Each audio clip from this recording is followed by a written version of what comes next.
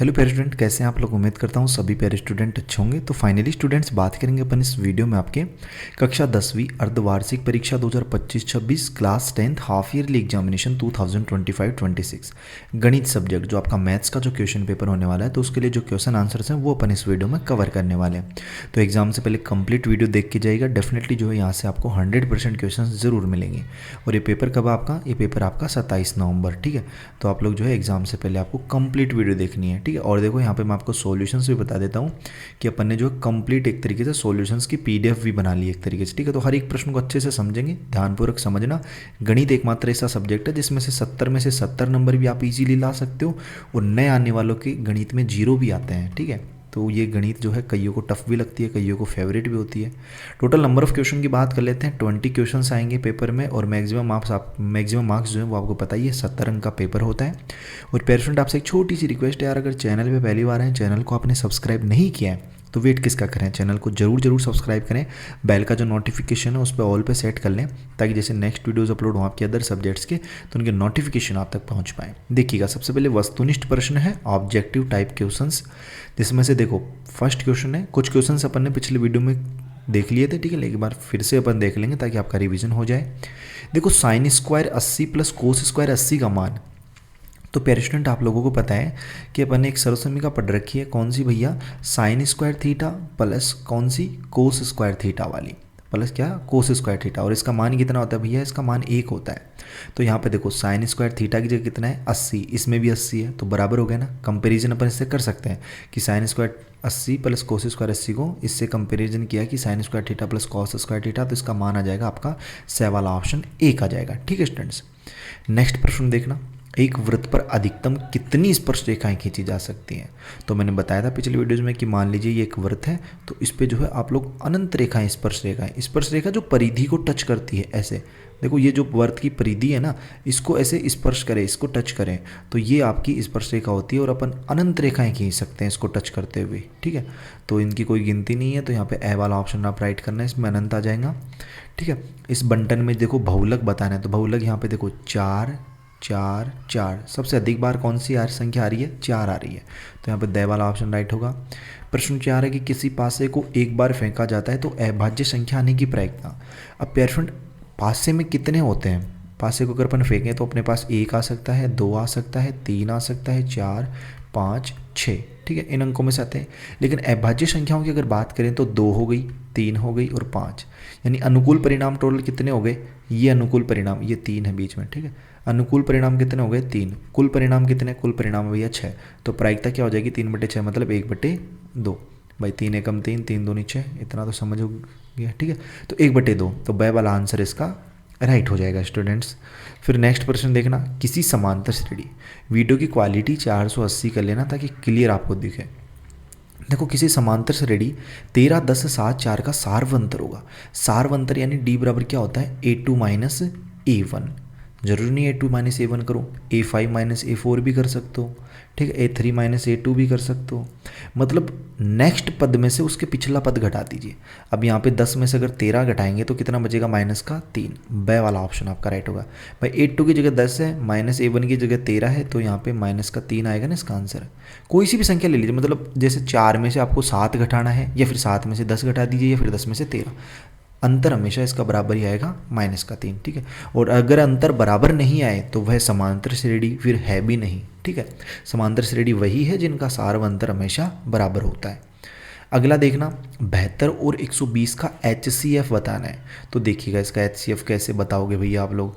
तो देखो, ये क्वेश्चन थे, फर्स्ट में 1 करना था, अनंत 4, ठीक है, 1/2 24, ठीक है। और यहाँ पे देखो, ये आपका 72 और, अच्छा, इसमें इसने सीधा ही आंसर अपन ने लिख दिया, इसका 24 होगा। मैंने पिछले वीडियो में समझाया था कि 72 के गुणनखंड कर लेना, और 124 के फिर कॉमन जब आप फैक्टर लोगे ना, तो यहाँ पे आपके पास आएंगे 2 गुणा 2 गुणा 2 गुणा 3, इस तरीके से आएंगे, ठीक है, कॉमन फैक्टर।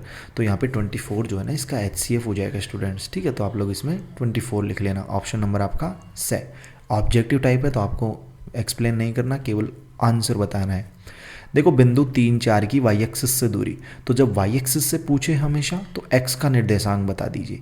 अब एक्स का कितना है, यहाँ पे एक्स का होगा भैया, एक्स की जगह तो 3 है और वाई की जगह 4। तो वाई से पूछ रहा है कि वाई से दूरी बताइए इस बिंदु की, तो यहाँ पे ये 3 बता देना है अपने को, 6 वाला। अब कुछ स्टूडेंट कहेंगे भैया अगर मान लीजिए एक्स एक्सिस से पूछे तब क्या होगा, अगर एक्स एक्सिस से पूछे ना तो वाई का निर्देशांक बताया करें, अगर वाई एक्सिस से पूछे तो एक्स का। मैं आपको समझा भी देता हूँ कि ये होता कैसे है।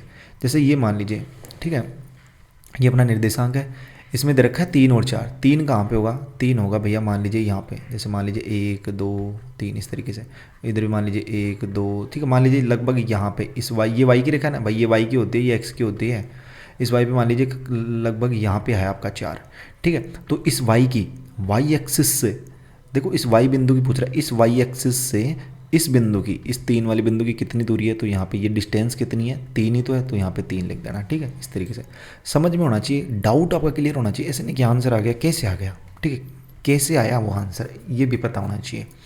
देखो किसी द्विघात समीकरण है, द्विघात समीकरण होता है किस तरीके का, ए एक्स ए की power X plus B X plus C होता है, इसके बराबर जीरो है कि मूल बराबर है, इसके मूल बराबर कब होंगे, जब आपका बी स्क्वायर माइनस 4ac का मान क्या आना चाहिए, जीरो आना चाहिए। अगर ये मान आ रहा है तो आपका इसमें मूल बराबर होंगे, तो द वाला ऑप्शन आप लोग इसमें राइट करना। फिर अगला देखना, एक द्विघात बहुपद में शून्यकों की अधिकतम संख्या कितनी होगी।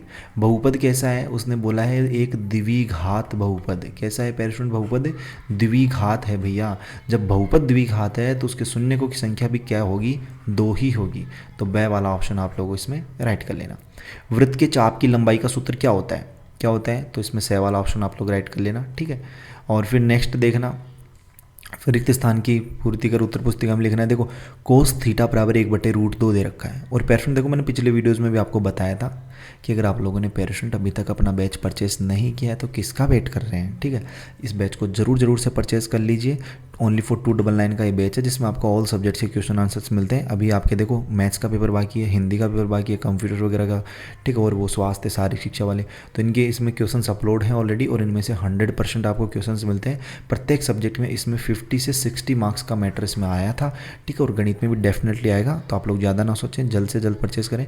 और ज़रूरी नहीं अर्धवार्षिक, इसमें जो है आपको ईयरली एग्जाम के लिए यानी वार्षिक के लिए भी आपको इसमें क्वेश्चंस मिलेंगे, बोर्ड एग्जाम के लिए भी, ठीक है, तो बेफिक्र रहेगा। और इसमें हैंड रिटन नोट्स भी आपको मिलेंगे। तो अभी जाइएगा प्ले स्टोर पे, कहाँ पे भैया, प्ले स्टोर, जहाँ से अपन एप्लीकेशन वगैरह डाउनलोड करते हो ना आप लोग, तो वहाँ से जाइएगा y2 पॉइंट ऐसे सर्च करना है, इस तरीके का अपना एप्लीकेशन आएगा, देख लीजिएगा, इसे इंस्टॉल कर लेना, ओपन कर लेना। फिर जैसे ओपन करोगे तो यहाँ पे देखो ऑल कोर्सेज वाले पे क्लिक करना है, या फिर ऊपर ही ऊपर दिख जाएगा 10 का, उस पर क्लिक कर लेना। फिर बाय नाउ का ऑप्शन आएंगे, बाय नाउ पे क्लिक करना, फिर से बाय नाउ का ऑप्शन आएगा, बाय नाउ पे क्लिक करना है। फिर यहाँ पे फ़ोन पे, पेटीएम वगैरह के ऑप्शन आ जाएंगे, तो यहाँ पे कंटिन्यू क्लिक करके इसको परचेज कर लेना। और डेफिनेटली 100% उसमें से वो क्वेश्चन मिलेंगे जो पेपर में आपको देखने को मिलते हैं। देखो इस क्वेश्चन पे चलते हैं। कोस थीटा बराबर दे रखा है 1/√2, तो थीटा का मान अब अपने को पता ही है, अब भैया कोस 45 डिग्री का जो मान होता है वो भैया 1/√2 होता है। कितना होता है, 1/√2। तो यहाँ पे थीटा की जगह कितना है, 45। देखो इस कोस थीटा बराबर 1/√2 दे रखा है, तो थीटा का मान कितना है, 45 डिग्री। तो यहाँ पे क्या कर लोगे आप लोग, इस खालिस्तान में 45 डिग्री। दो पासों को एक साथ फेंकने पर अंकों का योग 13 आने की प्रायिकता, मैंने पिछले वीडियोज में भी कहा था कि अगर आप लोग पास से 2 पासे हैं आपके पास, ठीक है, कितने पासे हैं भैया, 2। अगर पहले पासे को फेंकोगे तो अधिकतम संख्या कितनी आ सकती है पासे पे, आपको कहोगे भैया अधिकतम संख्या जो है 6 ही आ सकती है। अगर एक पासे को अपन फेंके तो अधिकतम संख्या 6 आ सकती है। दूसरे पासे को भी मान ली मैंने फेंका तो उस पर भी अधिकतम संख्या कितनी आई, 6 ही आई। 6 से बड़ी हो सकती है क्या पासे पे, नहीं, क्योंकि पासे पर हमेशा 1 से लेकर 6 तक ही अंक होते हैं, तो अधिकतम संख्या 6 ही आ सकती है। अब मैंने दोनों पासों को फेंका, 6 आ गया मेरे दोनों पासों पे, अगर इनका योग करो तो आप 6 कितने होते हैं, 12।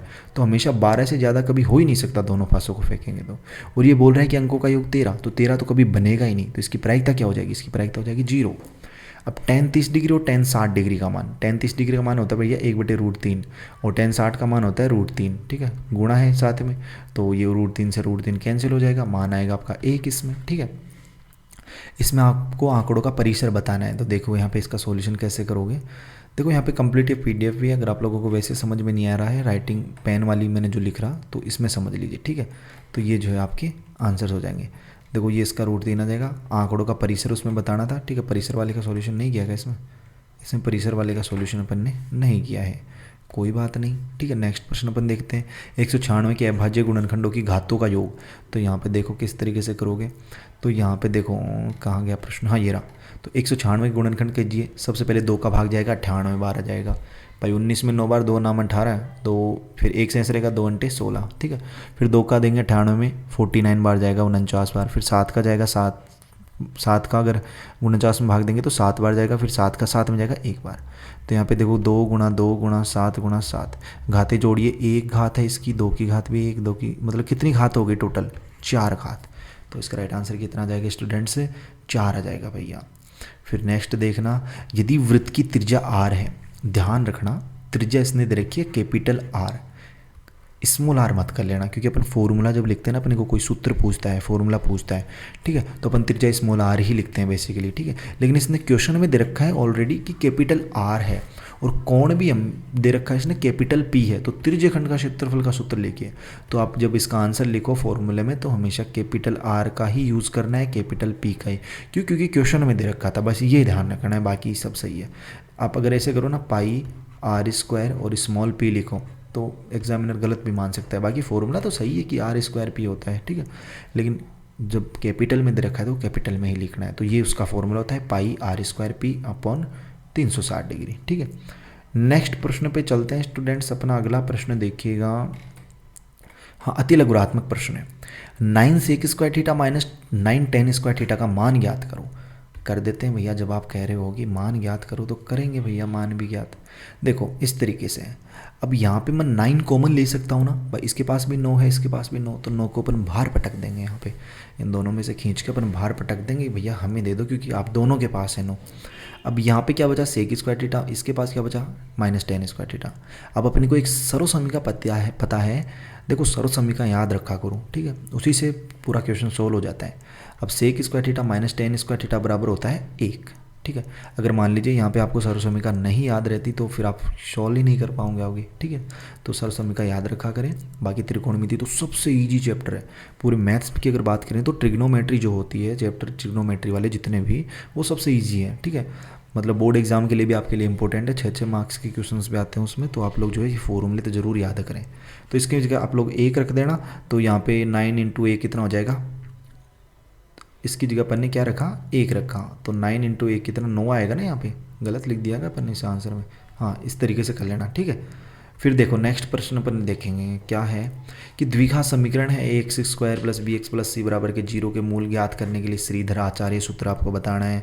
समांतर श्रेणी के बाधा पदों का योग बताइए। 2 समरूप त्रिभुजों की भुजाओं का अनुपात ये है, तो इन दोनों त्रिभुजों के क्षेत्रफलों का अनुपात लिखिए। तो मैं इन तीनों क्वेश्चनों के सॉल्यूशंस आपको दिखा देता हूँ। ये श्रीधर आचार्य सूत्र हो गया, ठीक है। फिर ये समांतर श्रेणी वाला हो गया भाई, ये दे रखा था पहला पद इसमें a2 है, d यहाँ पे ज्ञात कर लेंगे 3 आ जाएगा, n का मान 12, यानी 12 पदों तक पूछा है तो n का मान 12। फॉर्मूला SN का फॉर्मूला आपको याद ही है, फॉर्मूले में मान रख दो आंसर आ जाएगा। फिर नेक्स्ट आप क्वेश्चन यहाँ पे देख सकते हो, इसका सॉल्यूशन भी, ठीक है। अनुपात बताना था दोनों में भुजाओं का, तो ये हो जाएगा, ठीक है। बाकी स्टूडेंट्स और कुछ क्वेश्चंस अगर रह गए हैं तो मैं नेक्स्ट वीडियोज़ में जल्दी कवर करवाऊंगा, ठीक है। बाकी जितने प्रश्न मैंने बता दिए उनकी अच्छे से प्रैक्टिस कीजिए, डेफिनेटली क्वेश्चंस आपको मिलेंगे। और बाकी बैच को परचेस नहीं किया था यार, बैच को जरूर से परचेस कर लेना, ठीक है। बहुत कुछ मिल जाएगा इस बैच में, 299 में इतना मिल जाएगा कि आप लोग सोच भी नहीं पाओगे कि कोई इतनी सी कम अमाउंट में अपने को इतना कुछ कैसे। मान लीजिए आप कहीं कोचिंग भी करते हो तो कोचिंग की कितनी फीस वगैरह आई होती है, लेकिन हम इसमें आपको इतना बढ़िया कंटेंट देंगे।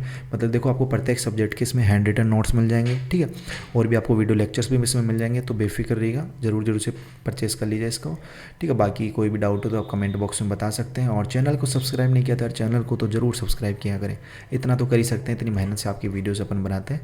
बाकी अपन मिलते हैं जल्दी नेक्स्ट वीडियोज़ में इसी होश जोश के साथ। तब तक सभी प्यारे स्टूडेंटों को बाय, धन्यवाद, टेक केयर स्टूडेंट्स, मिलते हैं जल्दी, बाय, टेक केयर।